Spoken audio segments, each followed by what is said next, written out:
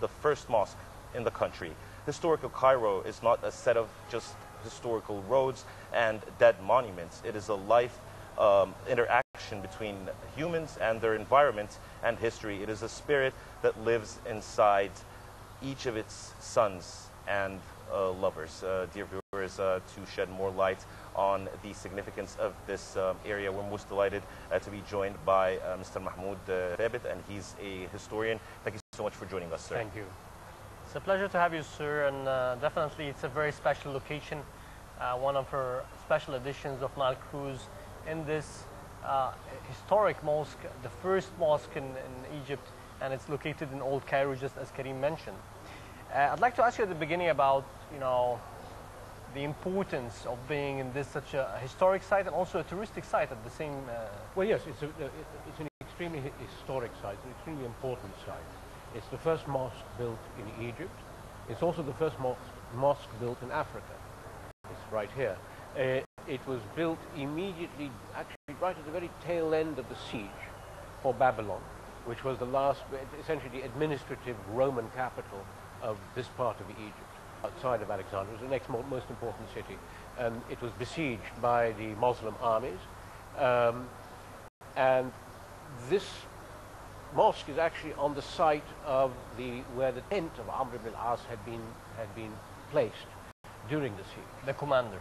The commander. Amr ibn al-As was, of course, the commander of the army that besieged basically Babylon on the Nile. And in that reason, it's significant. I mean, there's very few, not much, very few traces from that period. But every significant sultan or political leader has felt that it is extremely important that he should embellish or add to. So actually, the mosque itself has all sorts of additions over the ages from essentially important sultans who have felt that it's important to do something with the mosque of Amr ibn al-As. Yes. There's also a direct relation between the Egyptians and this mosque in specific. We find a lot of people come here during the holy month of Ramadan, especially at night for at-tahajjud or qiyam al-layl, tarawih, and you find thousands of people, in this mosque. So how special is it? What is the tie or relation between Egyptians and this mosque in specific? I think there's a variety of reasons, but I think perhaps the most important reason is it's considered the traditional place to spend Laylatul Qadr, the 17th of Ramadan. And so therefore, it's, as a result of that, it has taken on a certain degree of significance. But it's also a mosque that is in constant use. One should not look at it as a sort of historical monument. It's a mosque that is used on a daily basis. It's a functioning mosque as such. And in that respect, I mean, there are a lot of other mosques in Cairo. There are a lot of other historical mosques in Cairo which are used, but not to this degree. And in this sense, it's a, how should I put it? It's part of the daily system, if you like. Sir, as a historian, why do you think this mosque specifically is appealing to many Egyptians? Well, I think, one, it's the first mosque built in Egypt. Important. Secondly, it's a mosque that was built, and an important mosque, at a time when the first city is not Cairo in this area, it's actually Fustat. Cairo came later, in the sense that Cairo was an official city. It was a city built for the Sultan, his entourage, his ministers, his army. Fustat was actually the city. And I think a lot of it has to do with the fact that Fustat itself was deliberately destroyed because essentially it was a Crusader army marching on Cairo, on Egypt, and Fustat was seen to be undefended, so the entire population was moved out and the city was completely demolished overnight, burnt to the ground. So this mosque, however, did survive and was not put to the torch, obviously, because of its significance. So, if you like, it's the first capital, and that is perhaps another reason why it is considered popular. I'm sure there are other more folkloric reasons as well, but I think within the historical record, these are the most important salient points. So, looking at the Islamic architecture in this mosque, what does it tell, about the Egyptian society back then at that time? Well, I think we should look, because you know, not very little of this is still original from the 7th century. Yes. What is important, just of this mosque, but of the city of Cairo as a whole, is that we have here the entire vocabulary of Islamic design in mosques, in everything really. It's simply because Cairo is one of the great medieval cities. Not just that, it's also a city that survived. Most major cities of the Muslim period, the medieval Muslim period, did not survive the Mongols. Baghdad being, of course, the most salient example. Baghdad was utterly destroyed by the Mongols. Cairo, a great city as well, was not destroyed by anyone. So we have examples of architecture that you don't find anywhere else, simply because they are part of particular eras that in other places don't exist. So they only exist here. So you're saying that the majority of the architecture we see today changed? In from this particular mosque, 641? yes, absolutely. There's very little that, I mean, you have aspects that were, for example, added by Saladin Ayyubi. Yes. You have other, almost in the very beginning, this mosque itself had been, they didn't have columns, they had palm trees that they'd been cut and used as columns. Ground was gravel, and the roof were palm fronds. Then Marwan is one of the first of the ministers of that period. It decided to embellish it and essentially built a stone construction in it. And then others over successive years added to it and restored it. The most recent restoration, of course, is the portal, the entrance, which was done in 1970. So, I mean, I've been to this mosque, for example, before the restoration. It's completely different. I was here in basically 1971. And it was in the process, these columns were, the old ones were being replaced by these columns at that time. Yeah. So yes, it's been constantly upgraded, constantly, to say that, I mean, there are certain aspects of it that the theme date from of medieval the era. place changed, the theme itself, the look and feel, Well, I the think, architecture, the layout, this, square. no, the layout itself is as was. It was enlarged in the early Middle Ages. It was doubled in size, actually. It was much smaller than this. Doubled in size. There are aspects, for example, a good example of this is the son of Amr ibn al-As is buried here. His tomb was outside the actual mosque precincts.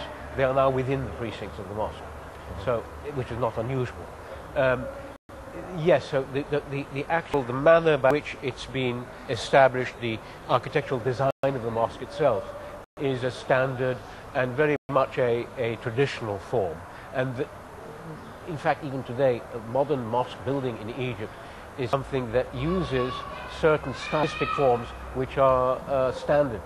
Standard basically from the high levels of, for example, the Mamluk era. A lot of our minarets, modern minarets, are built using the Mamluk style, which is considered to be one of the better styles and more aesthetically pleasing styles. The columns here and the manner in which this is established is also considered to be very aesthetically pleasing. And it is, by the way, I mean, to a degree, similar to what it had been, but not quite exactly the same. It's not exactly the same column as such. So, speaking about the aesthetics, has it changed categorically or to a small extent? Well, these columns are new. I mean, before they had older columns, many of which were different types. In fact, I think not all of it, but some of these columns had been taken from earlier temples and incorporated into the design. Quite interesting. Yes, some had been, for example, just plaster, not really real columns. So a major effort was done to restore it using these particular columns as you see now, which are actually rather well done. But then we still have this technique of knowing how to work in stone, which is lost in many other countries.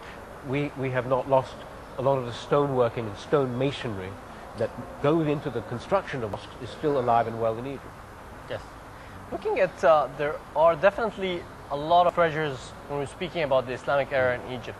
If you can shed some light on the widely unknown ones. Well, we've gone through several eras. So we have the first is the Fatimid era. Fatimid era is considered, okay, let me put it another way. We look at eras and architectural eras in the, not just mosques, but in the Islamic construction, Islamic buildings of Cairo. And we see a progression. We see the progression from Fatimid. There's a whole number of Fatimid structures, mosques and civils, as well as other types of construction. But we also see early, for example, Ayyubid construction. We see early Mamluk and later Mamluk. Later Mamluk building is actually considered to be probably the very highest level of artistic expression. I would suggest probably that the mosque of, let's see now, well, of course there's the mosque of Qamun is an important one, not always seen, but it's an important one. I should add it was built by Crusader prisoners of war taken from after the fall of Saint-Jean d'Arc, which was the last Crusader stronghold in Palestine. Adjacent to it is the mosque of his son, who actually takes the city. So the portal of that mosque is, frankly, the former portal of the cathedral of the Knight Templars of Acre. It's part of the mosque today. You have other mosques, for example, Qaitbay is a beautiful mosque, which is not always seen simply because it's in a part of Cairo which is hard to find and hard to get to. You also have the madrasa of Qaitbay, which is a beautiful structure. So yes, there's a lot of things. The point is that the latter Mamluk styles are considered to be, in fact, the most plentiful ones, simply because the Mamluk emirs were like the Medicis of Cairo, and they were constantly competing with each other to build and embellish beautiful structures and endow those structures to show basically... And did the Mamluks succeed? Yes, oh yes. Well, they're still here. They're also smaller. I mean, one should bear in mind that these are not huge congregational mosques like, for example, Ahmad ibn Tulun, which is an important mosque. But then, of course, it's also a mosque that would receive practically the entire population of the city. These are smaller mosques of a later date, basically more aimed at a local congregation, and actually very beautiful. They're truly small jewels in construction. And right. Aesthetics, really. I mean, there's a lot. Cairo has an enormous amount. Finally, Mahmoud Thabit, historian, I'd like to thank you very much for joining us. It has been a great pleasure to have you with us at Nile Cruise. Thank you very much. Thank you very much. Thank you. Now let's move to another break and returning back.